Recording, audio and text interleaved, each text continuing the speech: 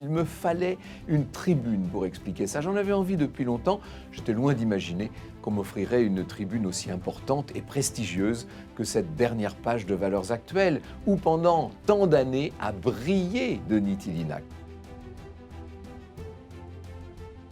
Je pense que certains d'entre vous l'ont remarqué, et même la plupart, probablement depuis maintenant quelques mois, j'ai pris l'habitude de m'intéresser à une histoire beaucoup plus proche de nous.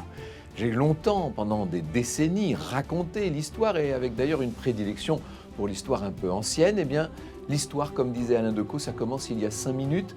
L'histoire, c'est aussi celle que l'on fait, c'est aussi celle que l'on écrit. Et nous avons à la fois la chance et la malchance de vivre dans une époque où tout est en train de se transformer, tout bouge dans une sorte de grand fracas. Je dis chance et malchance parce que c'est une chance, évidemment, de vivre des événements aussi passionnants, mais c'est aussi une malchance d'avoir constamment à lutter contre ce que moi je vous considère comme un écroulement général. Il me fallait une tribune pour expliquer ça. J'en avais envie depuis longtemps.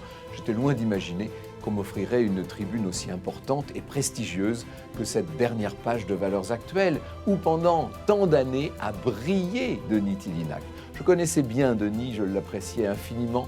J'ai de beaux souvenirs de dîners, de voyages avec lui. Nous avons fait des causeries publiques également ensemble. Et pour tout vous dire, nos conversations étaient aussi animées que peuvent l'être les conversations de deux personnes qui sont à peu près d'accord sur l'essentiel et même très souvent d'accord.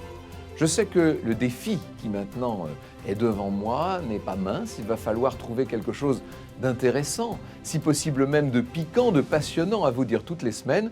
Si vous le voulez bien, je vais me mettre tout de suite au travail.